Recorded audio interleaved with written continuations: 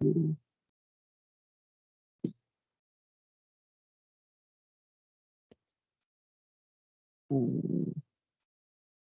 right, hello there, everyone. This is Mr. Brass, and this is another episode of the Brass Exchange.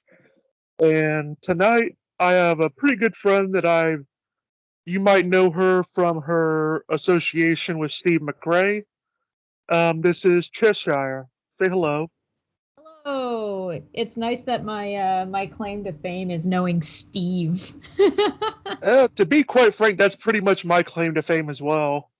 Oh, there you go. If you ever want to make a name for yourself, get to know Steve McRae, I guess. One way or another. But yeah, another thing that you're pretty much known for is your art.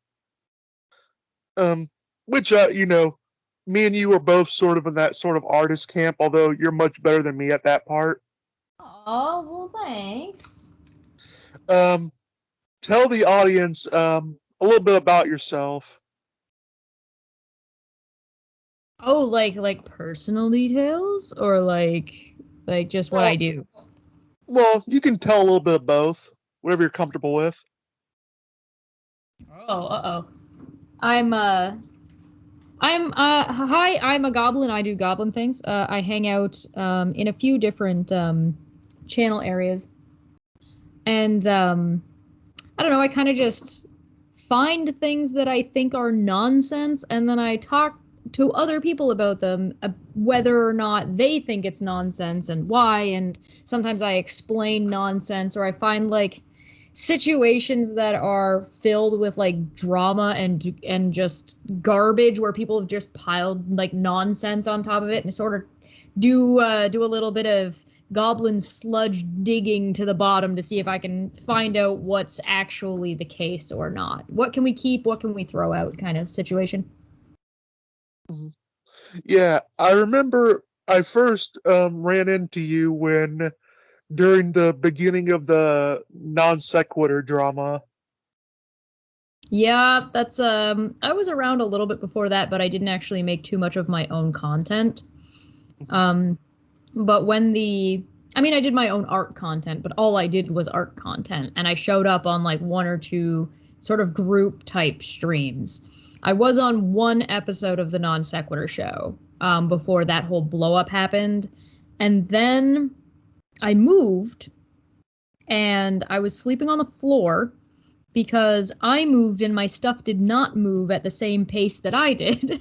So I arrived before my bed did. So I spent like almost a week, I think, sleeping on the floor. And during that time, I was about to go to bed and I got a message from Steve saying, "Come on stream right now. Everything exploded."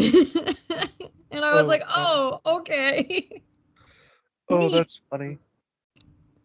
Yeah. If you go back and look at that stream, I'm sitting on the floor with a bunch of blankets around me. It's because I have no bed. Over here in what I would call the redneck part of Florida, sleeping on the floor is pretty much just Fridays. Yeah, nothing wrong with that. Yeah. Well, it saves on washing. Ooh, true. Good point. Mm-hmm. Yeah. Well, it's pretty good. We have both a troll and a goblin here. Yeah, there you go. Yeah. Now, well, and if Steve were here, we'd have a wizard. Oh, you got So to write it's sort of like a Lord of the Rings sort of deal. Yeah, I like it. And I think you came onto my channel one time for an episode of That Time of the Month. Oh, yeah. Right? Oh, yeah. I remember when I came on there, we just sort of talked about men's rights stuff and, general politics of that. Yeah, because I do a show called That Time of the Month, and it's mostly just women's perspectives about some women problems, but also overarching problems. But we are by no means and have never been like anti-man, so it was really nice having you on to be able to have that kind of a conversation, to bring that male perspective in, and how these issues aren't about men versus women. It's about crappy people versus not crappy people, and how do we make it so that people don't get taken advantage of, and things are equal for everybody. Yeah. I've always said that plenty of times, is that, what I do, it's not so much, even though sometimes I might get the perception of that, it's not men versus women in general. There's plenty of women in my circle that actually do care about men's rights. And they are much more engaged even than I am in that sphere. And so I don't think it's just a point blank man versus woman thing. I think it's more just along the political divide.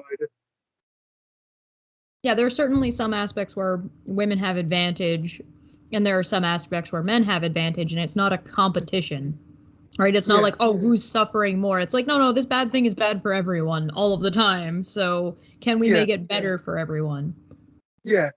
I mean, generally speaking, what I try to think, like a lot of times, like people will see the sort of jokes I put up, they'll just say, "Oh, you're anti-woman." I said, "You do realize I make fun of men as well." It's like, I mean, my sort of thing is I believe in just making fun of everybody, and that's sort of the content I go with. I remember what was funny is like the first time I actually met Steve myself was part of when I was a part of another project. That was called Red Pill Religion. And apparently, like, Steve and one of the guys I knew there got into a big argument, and he called me onto the channel, and that's when I first met Godless Engineer and his now wife. And that was a lovely exchange, if you can imagine. Oh boy. Oh boy. Yeah, that was the first time I met Steve. So that went off to a good start. And after that, I sort of met him again on Twitter. And I just had a blast, seeing him yell at people on Twitter. He does get a little bit like saucy on Twitter sometimes. But it's usually an assessment rather than like an insult most of the time. Oh yeah. Well, with me, when I go on Twitter, I just go there really and just try to take the piss out of everybody. Oh yeah. Yes. I think people take themselves way too seriously. And so I think getting a little bit of a piss kicking is a little bit good for everybody. Yeah, I mean, it's healthy. What I like to do is, I like to just find groups that take themselves way too seriously, a group that I just specifically target them. And, lately I've been going on like with vegan activists, and I have been trolling Atheist Republic for about a couple years now. And, at this point, I told Steve, I think I have an unhealthy obsession with Atheist Republic. The atheist community, like online community, is just what a mess of people that take themselves way too seriously and like to ride their high horse. Really. Well, I mean, you just have to remember they're atheists, so that means therefore they are rational, evidence-based. And they're certainly not overly emotional snowflake people who get really, really mad and really, really upset about definitions, right? Yeah, I know. Well, I mean, just so the audience know, you're also an atheist. I am, yes. I am an atheist. I do not believe gods exist. But at the same time, I also don't think people need to be crapped on for their beliefs. Mm-hmm. Yeah, which is very funny in the political sphere with me, especially when it comes to this sort of topic, because whenever I make a video that is even a slight bit of a criticism towards the atheist community online, I'll get the atheist in there that'll say, "Oh, you're just a right-wing evangelical Christian." And then, on another video, when I make even the slightest bit of criticism towards Christianity, then I get called, "Oh, you're just a godless left-wing atheist." And I'm like, yeah, I'm not part of either side of that. I don't go for slight criticisms at this point anymore. I find it just a waste of time. If I'm gonna make a video about you or I'm talking about you, you're probably gonna get slammed sideways, like like Canadian atheists. Canadian atheists is just like I just went through their website and looked at how ridiculous and absurd it was because it made no sense. It's a business. It's not clear that it's a business. They are asking for donations. They don't tell you what you get if you are a member. That you don't, it doesn't say anything about where their money is going, but they're trying to like pony up or like get snuggly with other activist groups.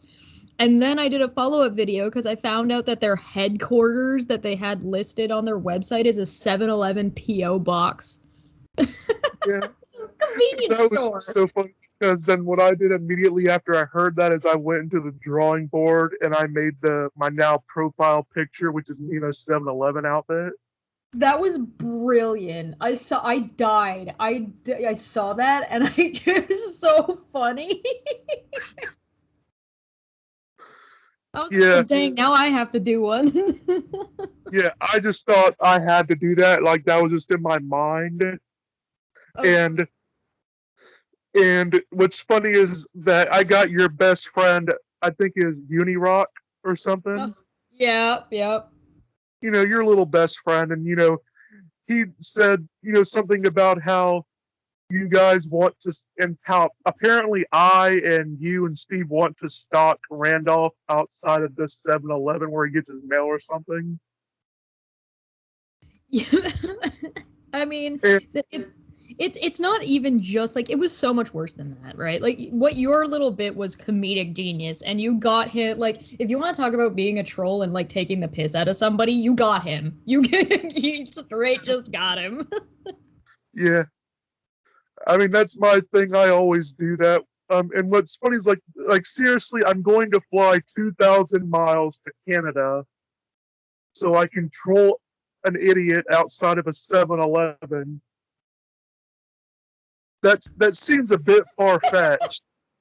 A little bit. It is a little bit. There's like a level of like conspiracy paranoia that kind of goes around with that.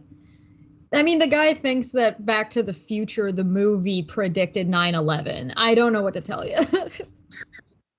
Oh man, that's a new one. I mean, Yup.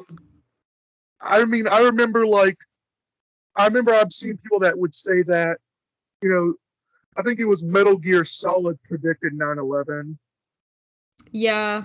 Yeah, I've seen that, ones like that before. There's like a ton of conspiracy theories, but the whole shtick is that I will sum up his entire video in 30 seconds.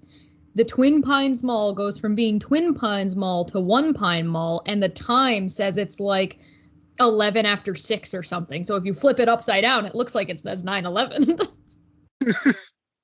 Yeah, I mean that's even funnier. Like that's even more of a stretch than the whole Metal Gear Solid thing. Oh yeah, at least Metal Gear Solid was like a movie about politics and corruption. Well, I mean the thing about Metal Gear Solid is that like in the game, like the thing is like they took out the twin towers in the game, and people said, "Oh my God, that predicts 9/11." And I'm like, well, the reason why they did that is because they were too lazy and they didn't want to program that into the game. And render it all, the rendering power of like what was that, the PlayStation 2. I think so.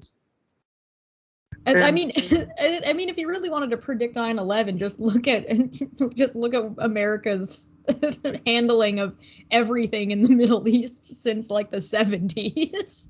yeah, I mean that would pretty much tell you everything you need to know about that. But that would involve studying history, and a lot of people do not like studying history. And to be fair, I can understand why. History is not always the easiest thing to find a good objective, as well as like well sourced, as well as still, maintaining like being interesting. Because like people spend so much time, like particularly in school, like education is so poorly handled, right? So Yeah, studying history is super duper boring because it's like, remember this guy's name, remember the date, remember this guy's name, remember the date, but they don't really like elaborate. Like history is so incredibly interesting when you can listen to it as like building a situation and a story and all the factors that of what went into something. Super duper interesting. Taught in school, dry as hell. Yeah, pretty much. I mean, I'm a guy that's been into history, and I specifically make videos going over history. And, I will tell you that it's not easy at all. Because, like, I remember, the only subject I think that's maybe harder than history is philosophy. And Philosophy is so interesting, and the thing is, it just needs to be taught earlier. That's the thing with philosophy. It in Canada, philosophy is an optional, at least where I live, is an optional elective. You can take if you want to in grade 11 or grade 12, and then you don't actually learn philosophy until you start going to university or college. And even that in college you're not really studying. It's pretty much a university thing. And so it's really something that ought to be taught way earlier, just instead of starting with like the history of philosophy and old school philosophers. Just teach concepts and how to break down concepts and basic logic. I mean, we already teach math. yeah. And I mean, I would argue that math, like, unless you're preparing to be an engineer or some sort of like, unless you're thinking about being an engineer or going into some field of chemistry and stuff like that, math is not going to really be something you're going to be using a lot. Yeah, some of it is and some of it isn't. They don't really teach the application very well to a lot of maths about when you're really going to use this in life. So you use things like taxes and budget balancing, but they don't teach math in a way that is conducive to how you're going to apply it to your day-to-day life. Whereas, I mean, trigonometry, maybe, like it can come up a little bit more often than some of the other things. Long division, yeah, it's good. Yeah. I mean, long division is useful. It kind of just depends on what you're doing. Math is very, very interesting. Again, it's something that's just not taught very well. Yeah, I mean, well, the Like, thing what is a number is would be a that, good thing to teach. yeah, the thing with history is that I remember going into this with atheist online is like, a lot of the time they know the science really well, but then they try to apply scientific standards to pretty much everything. And yeah, struggle with the stuff like that. Yeah. And the thing is with with history, it's more difficult in a sense because you don't get clear cut proofs in history.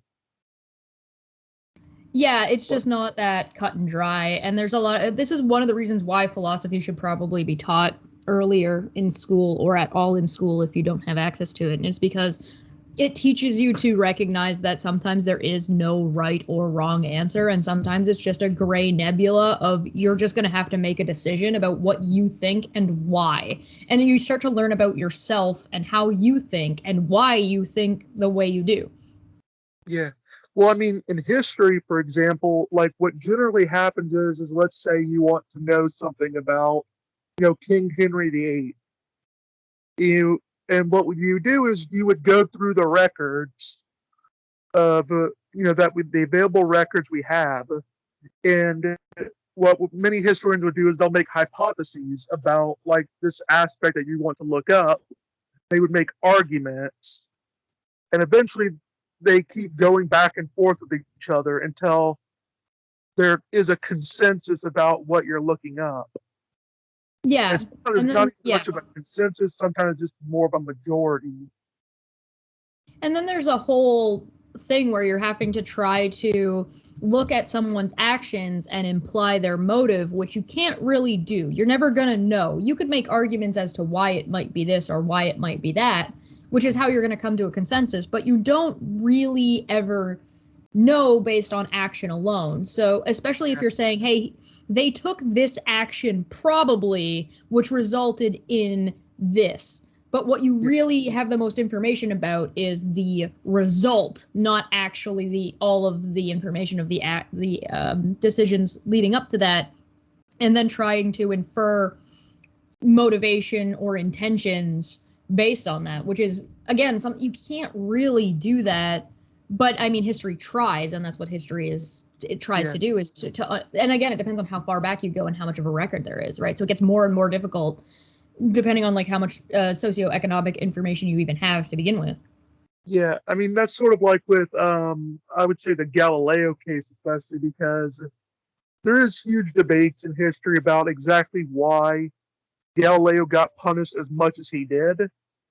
Um, there is there is a personal aspect, like why he got punished by the Pope. It's that I mean, they range from, because the thing is also is that usually there's never just one answer because humans especially are very complex when it comes to why they'll do any one action.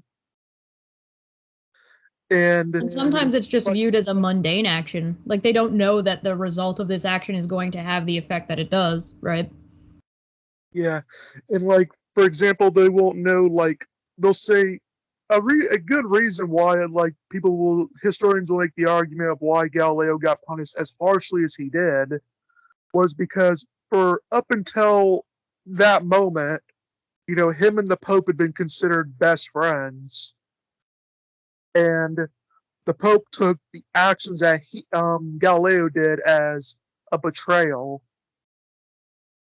And, another reason that they'll often give is because of the political nature in general, where the Pope was going through great troubles with the king at the time. And, so basically, when Galileo like, did what he did and made the Pope look bad, he was making the Pope's job even more difficult than it was at the time.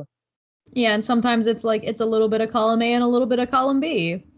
Yeah.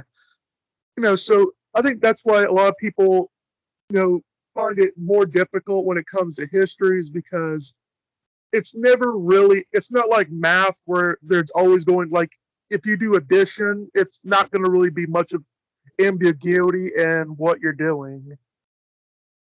It's sort of cut and dry more when it comes to math than it would be to history.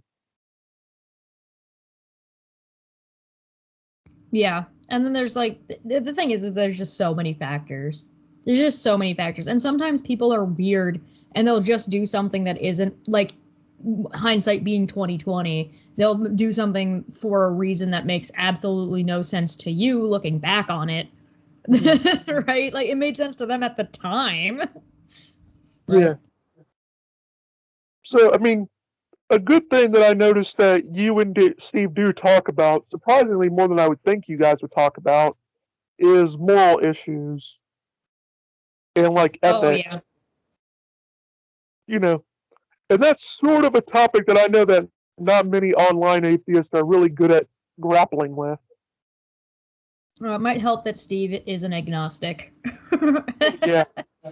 Ethics is kind of his shtick. He likes talking about stuff like that. And the thing is with ethics, especially in sort of the knee-jerk reactionary sort of climate that we find ourselves in, it can be very, very difficult to have those sort of difficult ethical conversations because ethics and the philosophy of morals and philosophy of ethics is incredibly complicated and can be incredibly difficult and get really, really weird. So Yeah. you end up in these weird tangents and lines and get off lost in the weeds sometimes. And sometimes it's hard to talk about because you lose people. They don't know where they are anymore. And that's kind of a little bit of the job I play of the, all right, so in layman's terms, and explain this to me like I'm 5, Steve, please. Yeah. Yeah. I remember, it is definitely interesting and difficult because I remember when I was doing a video on error theory and philosophy, I had to read 3 books from 3 different philosophers. And Oh, yeah. that was still only scratching the surface of the literature. The literature of philosophy is incredibly complicated. And if you're a layman in philosophy, you're going to have a very, very hard time trying to learn and study. Pretty much anybody can pick up a history book. You can just walk. If you want to know about somebody, you can just pick up a history book and open it up to pick a page and read and understand what happened or what you're reading. A math book, maybe not, right? And Yeah. so if you're looking at even like modal logic, you're going to have a hard time reading what's on the page because it's just written in a language you don't understand. It's like picking up program. It's like accidentally opening the HTML code on your window browser and you're like, what is all this? Yeah. Especially if you're talking about fuzzy logic. Yeah, and yeah, that especially, yeah, it super depends on what topic you're looking at. And like I said, ethics is incredibly complicated. And it can Yeah, kind of because sound like it's just elitist sometimes and it's being judgmental, but philosophy is a little bit more about not being judgmental, in my opinion. yeah, well, I mean, in philosophy, there's different, even when it comes to moral philosophy, there's different subsections to what you can actually study when you're doing it. Oh, Because absolutely. because in even in moral philosophy, there's some philosophers that stick solely to meta ethics, and then there's philosophers that stick to applied ethics. Then there's just some philosophers that stick completely to normative ethics. Well, I mean, you have this kind, you get this. I mean, this is one of the things that I've said to Steve, and I think I've said it on air a couple of times, that I am convinced that lacktheists are the flat earther equivalent of philosophy because they do not understand the field in which they are discussing. So they don't understand that they're talking about philosophy. At least flat earthers understood that they were talking about math and geometry. Like they got to the point where they understood they were talking about gravity, right? They understood that. Even though they lack a Or belief in physics. gravity. Right. Even if they don't believe in it, they still understand that that's the conversation they're having. Whereas these people are like, well, we're talking about religion. We're not talking about philosophy. And it's like, what? Are you I mean, serious? literally, there's two different fields. Like, there's for that, there's religious philosophy and philosophy of religion. And theology on a whole, right? Yeah, And then yeah, you which is get a people bit of saying, like, well, oh, that's only logical. And you say, what kind of logic? And they look at you like you've got two heads because they don't understand the topic of which they're trying to argue. yeah, you know, and I would say sadly, I mean, you know, it's, I mean, what's funny is like I remember people in the online atheist community will just be yelling at Steve about it, and when he's trying to help them, Well, that's his whole argument, right? His whole thing is that he's not an atheist, right? And he's trying to tell them this is a bad argument. You shouldn't use it. Here's why. He's not dictating to them what they can and cannot do, which is absurd. He's saying your argument is bad and has a plot hole in it, a logical hole in it that you could drive a truck through. yeah, Here's the problem. Here's why it's a problem. Here's a way you can get around it. And they're just like, you, dude. yeah, and so when it comes to your to art, how when did you first know that you were into art? Oh Lord. I don't know. There's been a couple of times where it's kind of come and gone where I was always very good at eyeing something and recreating it on paper. So if you put like a picture of a Looney Tune in front of me, I'd be able to just redraw the Looney Tune pretty easily.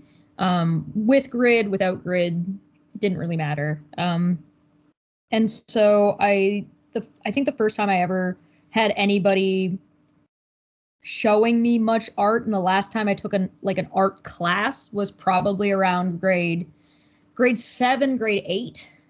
Mhm. So that was about that, and then it kind of waned a little while, probably around the end of high school. I got I went to university, dropped out, because it wasn't for me. Trying to get a degree in underwater basket weaving. I mean, that would have been a better choice than I was going for a BA English. I would rather take underwater basket weaving and be more useful. Yeah. Um, yeah, I went to university in Toronto, and it was not for me. I didn't like it there. It was a bad time, so I dropped out. I was only there for 3 weeks. I tested my foot in the water, decided I didn't like it. And then maybe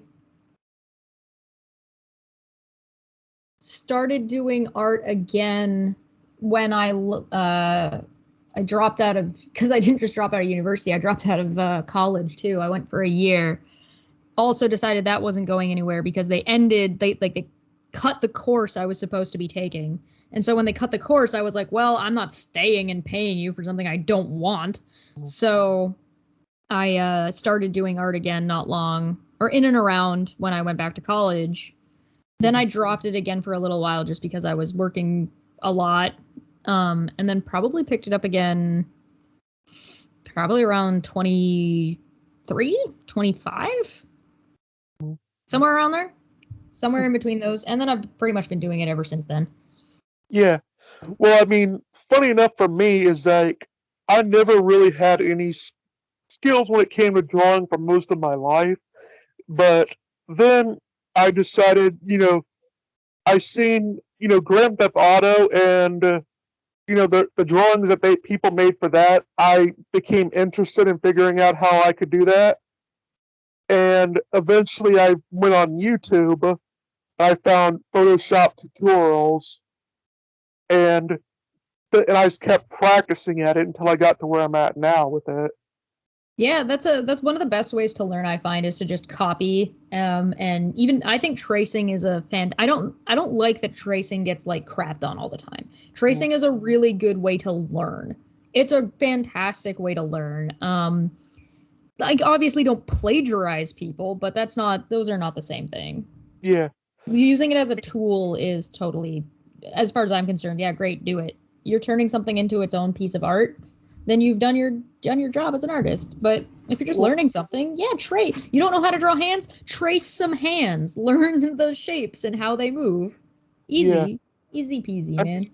Yeah. I remember, like, what's funny is, like, people will look at some of my drawings, like, portraits I'll make of myself, like the current one I have now, and they'll see that I have an odd, like, mustache/beard type.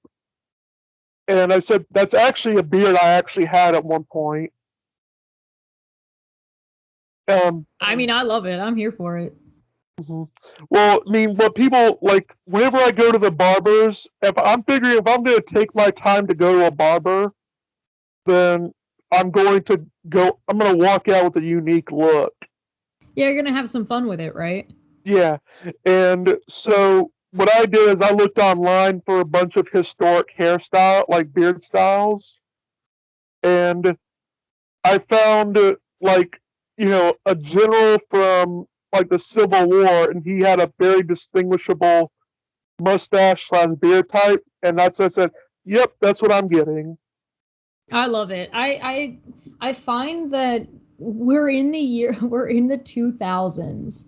It's 2021, and everybody with the way they look and the way they present themselves is so boring. Like, have some fun, guys. It's okay. We can kind of look however we want. You want to wear a skirt? Wear a skirt. You want to wear some cool, like, triangle, circle, plaid printed shirt? Go for it. Oh, it's yellow and green? Gorgeous. Fantastic. Go for it. I remember, like, that'd be funny when someone will, like, post a photo of, like, of a trans person and, like, they're in fashion, like, in these clothes, and, I'll give my take and I'll say, that's actually pretty good. And they'll say, but don't you know that's a guy in a girl's dress? I said, yeah, but it's fashionable.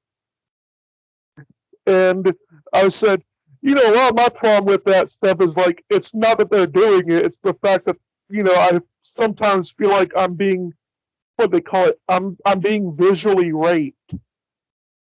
What? I mean, I can understand that. Okay, so I am a small female person and goblin. So I can understand having somebody like leer at you in real life. I've been in situations where people are looking at you, leering at you, or like kind of giving you like an up and down scan eye, like they're giving you this look. and it can make you feel uncomfortable, sure, but to call it visual rape is kind of a bit hyperbolic, to put it nicely. Yeah. Well, when I'm on Twitter, that's my thing. I'm very hyperbolic. Yeah, for sure. And but I mean, it's because oftentimes I'm giving back what I get, because usually someone will show me that picture with an attitude towards me. Right, yeah. And so, yeah, I'm saying, if you want my fashion take, I feel like I'm being visually raped here. Right. I had one guy commenting about they were calling me an it and being quite transphobic in that, oh, they think I'm transitioning or whatever. And luckily for me, I don't actually care what this person thinks. Second, I don't find being trans an insult. And thirdly, Yeah. I just made fun of his dick size because I was like, I don't know what small junk you're working with, but I assure you my junk is way too big to fit into these pants. So I don't know what you're working with to make you think you could fit your junk in these pants. Well, I mean, you already transitioned from a human to a goblin. Probably. Allegedly. Mm. Yeah. How did the goblin thing come about? So, so funny thing about that, the Steve was actually the first Goblin design. It was a design of Steve, and it was a little project I was working on. And so we were trying to find a funny way to represent Steve because we were going to be writing like little animated skits and stuff. And so originally the idea was two people, a theist and an atheist, were going to be walking down the street, and the atheist was going to be saying, well, rocks could be atheist, and the theist is going to say, well, why did you ask one? Let's ask a rock right now. So they go and they turn to a rock and they go, well, do you believe in a god? And the rock goes, actually, I'm agnostic. And they're both like, what? And then from underneath the rock, a little goblin Steve popped up and went, hee hee, and then like flew away. So that was the original design, was a goblin Steve, and it was supposed to be like a little goobery looking guy, and he was gonna have like a whole agnostic agenda, like the whole thing. Um, it didn't come to fruition, but the goblin ended up somehow getting whacked onto me. So I was like, you know what, I'm keeping it. This is mine now. Yeah. So I'd always thought it was because you're very small. there was Just, also, yeah, I think it ended up getting tied to me because I'm not quite a troll. mm, I'm not quite, and I don't even think, with the way that people in our community end up kind of dealing with trolls, we end up with some really nasty people that I think give trolls a bad name. They're more like ghouls, but because the troll name got kind of tainted, I was like, I'm gonna go with, I'm basically a shitlord, mm, but that's not really easily visually representative. So I ended up getting stuck with, well, I'm not a troll. Maybe I'm a goblin because I'm a smaller version, a little digging through the swamp of nasty nonsense that's on the internet. yeah. I remember I did a drawing of you as a goblin as well. Yeah. And I thought Yes, it I came out remember pretty that. good. I remember you had showed a picture of, in your Discord, of some like people making fun of you, like pictures that you posted up. Like, I Yep. remember one time they showed a picture of you with a big cup, and they would say, "This is a goblin drinking regular human cup," Yep. and I thought that was hilarious. I started laughing. There is nowhere on the internet that I get trolled and made fun of harder than in my own Discord, I assure you. Considering the number of people that have like so many hate like videos about me, I the people that get me the most are still the people in my own Discord, and they know it.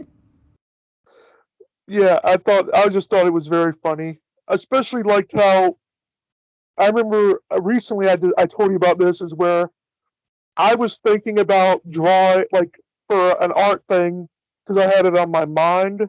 I was thinking about drawing you like as a goblin riding your dog Puck. Yep. Then I was scrolling down the picture and said, "Oh, you already beat me to that." Hey, I mean, another one's not gonna hurt, but yep, that's been a concept for a while, and I did it not too long ago. It's not finished. It still needs a little bit more work put into it, but I've been busy. Yeah, my other thing that I think about doing is making a like a little design of like me as a troll with my pet dog on my shoulder. Oh, that's a good one. I have to be riding my dog because I am too small and he is too large. So that's the only way it really works. It would never work if I tried to put Puck on my shoulder. But hey, if you've got the right kind of dog and the right kind of size, that sounds adorable and fantastic, and you should absolutely do it. Yeah, well, my dog's very little. Um, Oh, it's, my dog is like a mix of a Dachshund and a Yorkie. no, Yeah, so it's a little 5 pound dog. So yeah, it goes straight on my shoulder, that's and cute. mhm, he has like one lazy eye, Oh, and it can be sort of funny because I'll when I throw a toy, like his eyes are trying to meet where it's at, and it can be funny with that.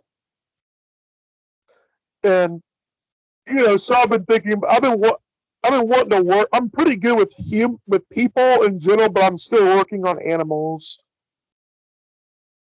animals are like art wise very interesting. Like people will tell you study anatomy, study anatomy, study anatomy, and they're not wrong. You sometimes you just need to brute force have an understanding of the way people, animals, I mean we're animals too. So just have a skeleton in front of you, maybe have one of those like little bendable little dudes on your desk.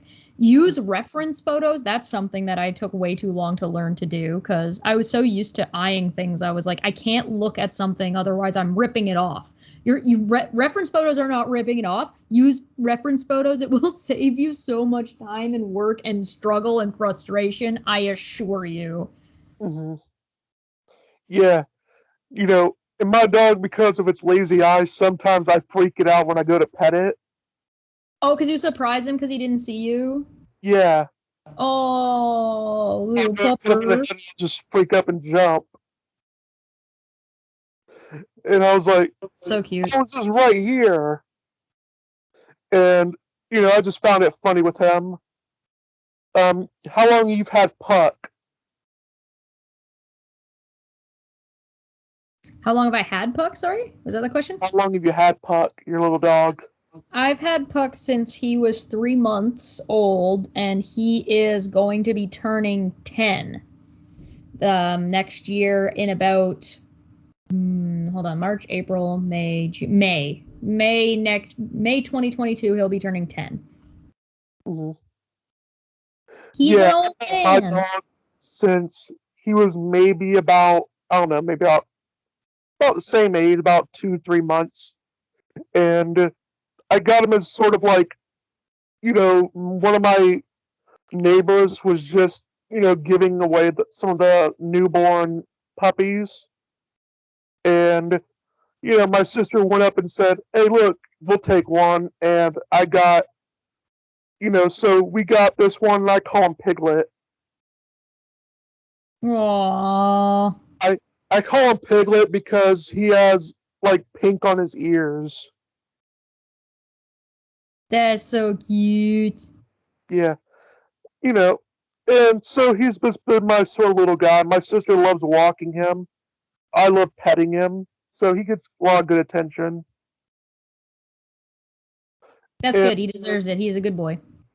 oh yeah, very much so. I think he's about 3 or 4 right now. Oh, he's gonna He's live long too. he's not really ever going to get bigger than what he is right now. I remember, because I've always been a fan of small dogs. I can never really have a big dog because I mean I wouldn't know where to put him at in my house. The small dog though, I just have him in a bathroom. He can run around, and then occasionally I take him out for a walk. Anytime you have a dog or look to get a dog, you need to research that dog and what its needs are and make sure that you're going to be able to meet those needs, because not every dog is the same and not every dog breed is the same, and you got to make sure that you can manage that. It's a lot of work. Yeah, I mean, a thing I also, when I did research a little bit about dogs, there was one thing that made me curious about why is it that whenever a dog is going to the bathroom, it stares at you right in the eyes? And I researched that a bit, and it turns out that the reason why they're doing that is because dogs are naturally herd animals. And when they're looking at you like that, what they're trying, they're telling you that they trust you to watch their back because they're now in a vulnerable position. They're very social animals, yes. Yeah. So I thought that was interesting that the fact is they stare at you like that because they want you to look out for everybody, like look out for them to make sure there's no threat coming. So I thought that was neat. Dogs are so cute. Mhm. Over here, it's going to be Thanksgiving tomorrow. Um, I heard in Canada you guys had it last month. Yep. Thanksgiving in Canada is in October. Mm. It's sort of like how Chinese New Year's is in January. Yeah, you guys are late. Oh well, forgive us, but we only got to the Indians until now. You're still calling them Indians. Well, yeah, it's traditional at this point.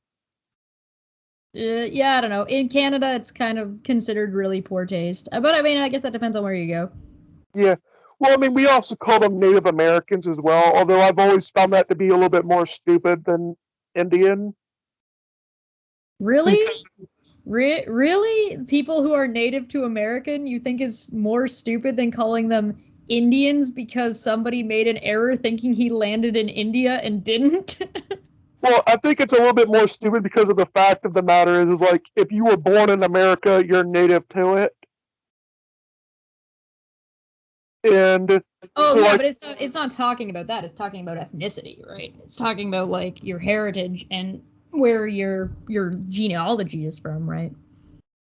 yeah, I mean, that sort of always goes into the notion of race, which is a whole other topic in of itself. And, you know, of course, with people, like with me, for example, I take a bit of a, it's pretty popular in academia, but it's not really popular online where I take race to be more of a social construct. I think that really depends on what kind of circle you're running in like what kind of discussions you're having. So it depends on what you're talking about whether or not that would be more, or if you're talking about like socioeconomic status, right? Yeah. Versus if you're talking about genealogy, versus if you're talking about biology, versus if you're talking about like Mm. America's horrific race problems. Well, I mean, to be fair, you guys also have Prime Minister Blackface. Oh, I'm not saying Canada doesn't have have its own issues. We're very horrible and have been horrible and have had a really, really long history of struggling about how to handle or how to fix or rectify the problems with the way the Native Americans are treated here, for sure. Mm. Yeah, I mean, I pretty much think that's the same for the entire Western Hemisphere.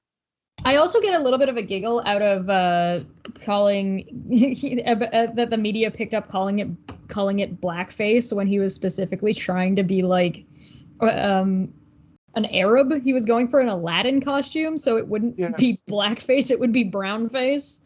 yeah. Well, in It the doesn't make photo, it not an issue, by the way. It's just I find it like almost like is it also racist to call it blackface since he wasn't trying to imitate he wasn't going for African American or African at all. yeah. I Well, I don't know, mean, man. I'm a tiny eh, white girl. I can't say shit about these kinds of topics, mostly because Not because of that, but mostly because I'm not educated enough, and there are better people who are far more affected, whose voices I think need to be heard more than mine do about it. Mhm.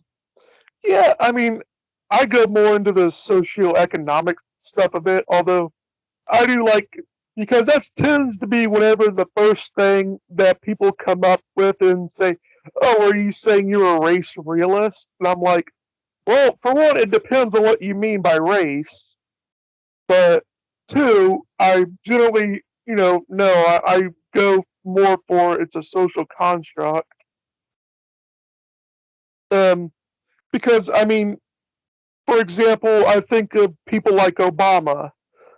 Obama, he had his father was black and his mother was white, but he is called the first black president here. And so I definitely think and even in the more racist times in America, they were having difficulty classifying people because you would have a slave owner that would have children with one of the slaves. And they were having a difficult time figuring out, well, do we treat them as white because their father was white? Or do we treat them as black because their mother was black? I mean, people have trouble with that now in recognizing different ethnicities. Like, I've seen people get called, like, saying that, oh, you're not allowed to talk about race because you're not black enough or you're not Latino enough. And it's like, what? And it's the people who, and it's both. It's a matter of like both sides. It's people who are like of the racist variety are saying this and trying to shut people down, but also there are people who are in the anti-racism camps saying this also to people, and it's like and then so you get a bunch of people who are stuck in the middle being like, oh well, so what, I'm not black enough to count as being black and I'm not white enough to count as being white. And it's like, I feel like you've lost, if you're having these kinds of arguments, you've lost the plot.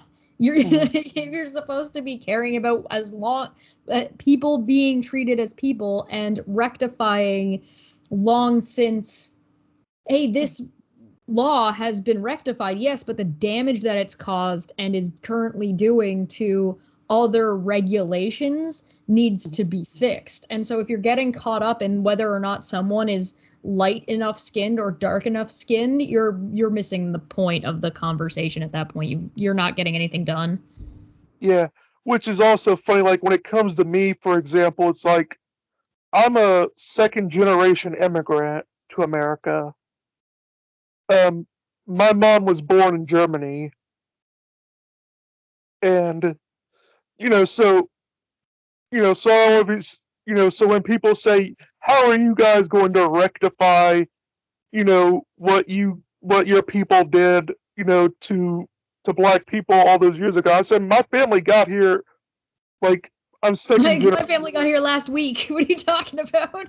Yeah, I mean, I just find it stupid because people seem to have this naive view that like being white is somehow a monolith, like a I can kind monolith of in understand experience. why some people might feel that way though, because that's how it feels. It feels like that depending on where you live, Mm, and especially with like America's education system. Again, Canada has its problems also, yeah, so everybody has their problems. But if we're going to talk about America specifically, yeah, has a serious problem with not knowing that other countries exist. yeah, that is a bad thing. Our It's geography either sucks. America or it's not America. That's all that exists. Yeah, that's pretty much it. Like, and so I've always found that funny. It's like also, I mean, there seems to be in America there's like um a thing where we see like that being white is like a monolith. I'm like, well, you know, if we're talking like if you put a Canadian, a German, a British, and an American, like me in a room, like we share nothing in common except for like the color of our skin.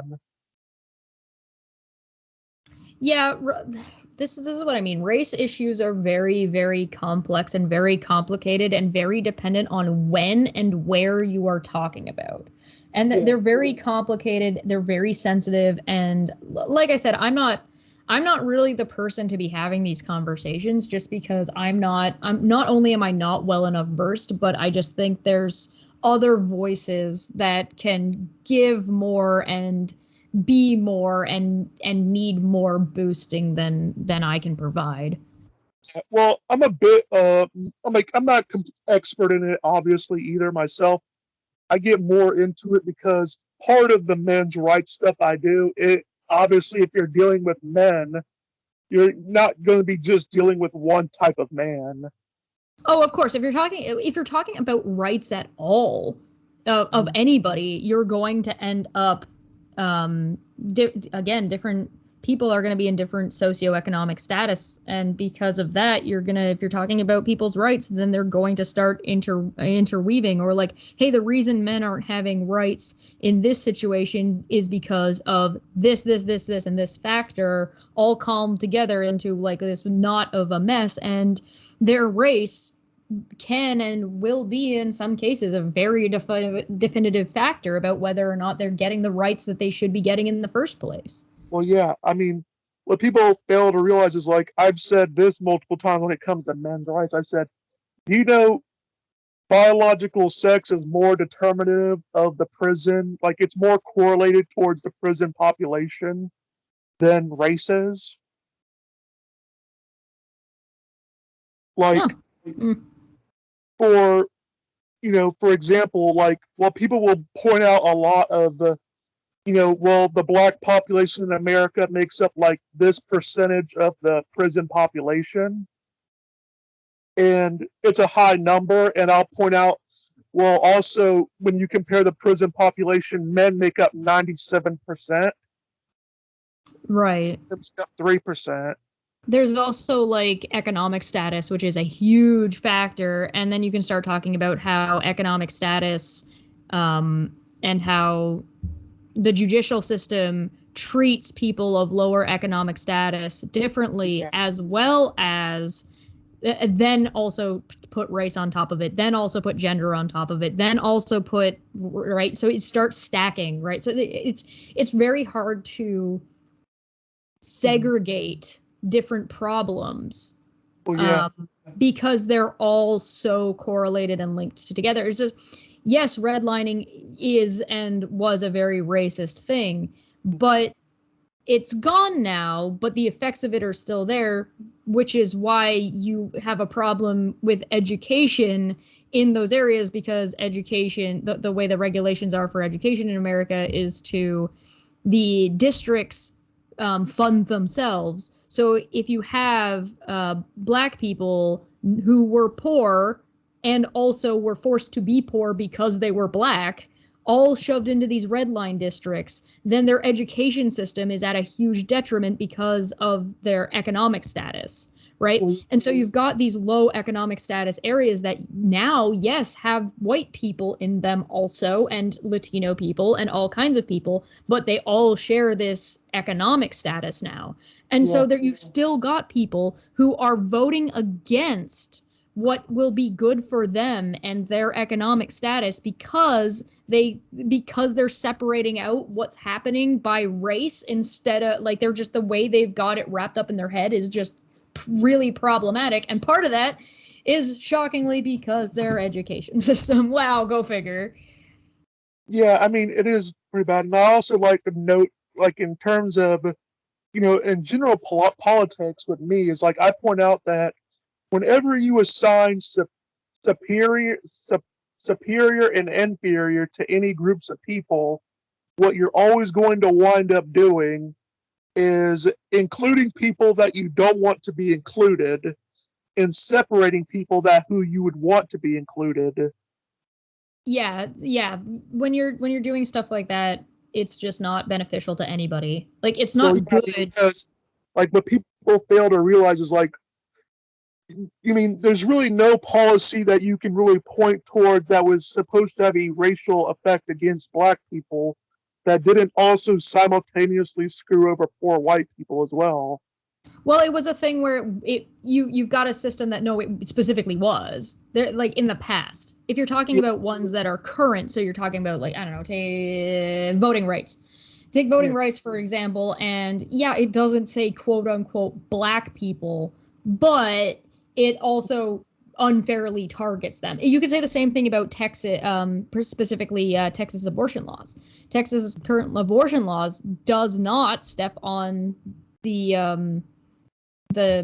Constitution. It circumvents the Constitution and it disproportionately affects certain people, right? And so it's targeting people who are going to get abortions without targeting people who are going to get abortions, right? So it's yes, congratulations, you finagled your racism in a way that allows you to screw over more people that you weren't initially intending on screwing over, but you don't care about them anyway either. yeah. I mean, that's sort of the thing that it happens with. Trying to think of it. Oh yeah, I mean, Rights in Texas are incredibly bad for men. Like very, very bad for men. It's not just women, but it's so focused in the way it's presented that it sounds like it's only bad for women, or when people talk about it, they only really talk about how it's bad for women. No, no, no. It's awful for men also. It's bad for everybody. So when you get yeah, voter rights laws getting put in, this is not, yes, it's bad for, it's predominantly focused in a way that is going to hurt this group of people the most directly. But when you pull out and you look at the wider scope, racism is bad for everyone, and yeah, unreasonable voting laws are bad for everyone. Like this is not yeah. good. That's sort of like what I was getting to is like, for example, especially in the South, the point of like of some racial laws, like when it came to voting, for example, is like they had a poll tax, and the specific purpose of the poll tax was to price black people out of being able to vote. Which is That horrible. was that was the specific purpose of it, but what they didn't intend on that it also had an impact on it kept poor white people from voting as well. Which is one of those things that it's like it's a double-edged sword, and it's good that it's a double-edged sword. It's not good that this bad thing is happening to these people, but because the laws have changed in a way that they can't just be overtly racist, which they would be if they were allowed to be, it means that it affects more people and more people care. It's not just happening to somebody else anymore. It's not, oh, that other neighborhood. No, it's happening to you too, which is Yeah, one of the it's good that it happens to everybody, but it's bad that it's happening at all, right? yeah. I mean, for example, people often don't like to hear about this, but like because at least in America, the history is bad as well as like when it comes to slavery, for example, like people tend to have this view of oh the North or the pro government side, they were full of the most non-racist egalitarian people known to man, and on the other side of the fence you had just these bunch of illiterate racists that were trying to keep black people enslaved. I'm like, both sides were racist. Like some of the big justification that people gave for ending slavery was because of the fact they believed it screwed over poor white people. Because, like, Because of course. yeah, I mean, because like generally, like poor white people opposed slavery because they said, well, I had to move out of my state because the businessmen kept just hiring slaves and not white people. Or Hiring, quote unquote. not hiring, but kept on getting I know what slaves. you meant. I'm teasing. So you had racists that they didn't care about slavery because they thought it was, they cared about black people. They cared about it because they were being screwed over by it. So Yeah, it I was think about business. It was about business and making money, and that's basically the way most things work. I mean, unfortunately that's the way things and change end up happening. And it's sometimes it's for the good and sometimes it's for the bad. So you kind of need to find a way to utilize economics in your favor. That's one of the best ways to elicit change or whatever change that you want there to be. So, like, for example, we have weekends because Ford didn't think he was selling enough cars.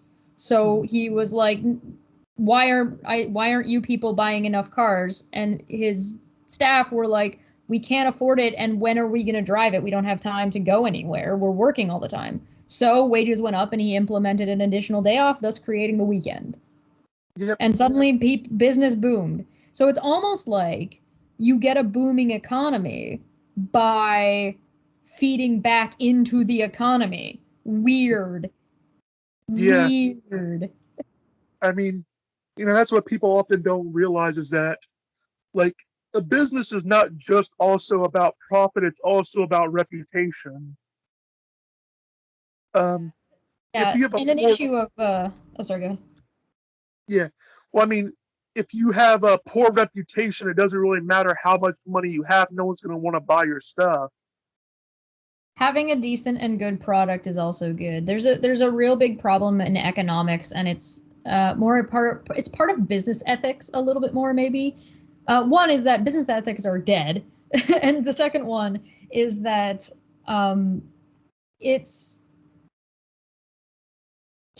capitalism isn't bad and capitalism isn't wrong. It's just being misapplied. It's not being used appropriately or run appropriately in a way. And a lot of that has to do with business directives being like grow, grow, grow, grow, grow.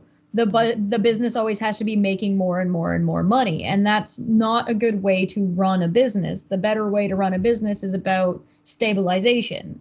So and about sustainability. So when and there's a shift. There is a slow shift that's happening from one to the other where it's not bad for a business to grow, but what you want is you want to build your business, plateau. Then once you've solidified your plateau, you build your business and then plateau. So then you have something to you're not just dropping down all the way. You have a plateau to hit every single time. A really good example of this is actually Jacksepticeye on YouTube. Is look at the way he runs his stuff, and it's actually brilliant. Yeah, I like his work. Well, we've been going past an hour right now. I remember you said that you had an hour to spare.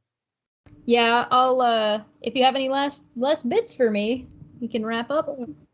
All right, well, tell the audience where they can find you and what upcoming projects that you have working on. Well, you could find me over on my YouTube channel, Cheshire Vic. You could also find me on Twitter if you want a dumpster fire, and that will be at Goblin Q Chesh. You can find me there. I am around on Steve's channel. You can find me there sometimes. As for projects I'm working on, I have a Dungeons and Dragons YouTube channel that it exists right now, but there's no content on it yet. So I'm currently in the process of explaining the entirety of the player's handbook and writing it out in a way to help you play the game better, and also so you don't have to read the book because nobody ever reads the book.